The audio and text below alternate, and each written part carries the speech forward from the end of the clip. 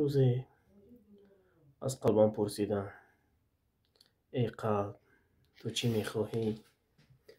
محبتی نو به نو یا اینکه مال و ملکی زیاده؟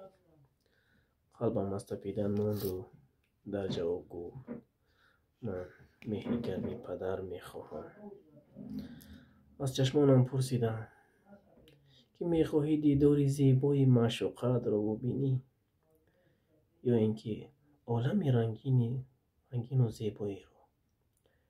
از چشمانم اشک ریختند و گفتند: دیداری گرمی پدر را میخواهم.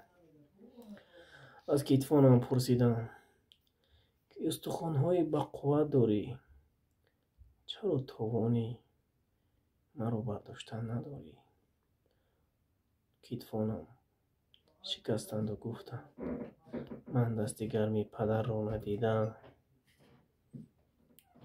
از دستانم پرسیدم: میخواهی دست و به دست با همراهی معشوقت سیر و گشت کنی یا اینکه پول زیادی را به دست بیاوری؟ دستانم از کار برآمدند و گفتند: من دست گرمی پدر را میخواهم. از گوشهایم پرسیدم: میخواهی صدای زیبای معشوقت را شنوی یا اینکه هر روز سوالهای نو به نو؟ گفت: میخواهم نصیحت‌های گرمی پدر را شنوم. از پایهایم پرسیدم که میخواهی دست به دست در باغ‌های زیبا با همراهی معشوقت سیر و گشت کنی یا اینکه به سوی آرزوهایت بروی؟ پایهایم از کار برآمدند و در جواب گفتند: میخواهم دست و به دست با همراهی پدرم به سیر و گشت برایم.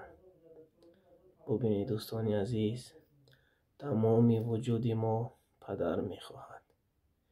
بگذار خداوند متعال پدران را از سر ما دور نکند. همیشه سایبان سر ما باشند.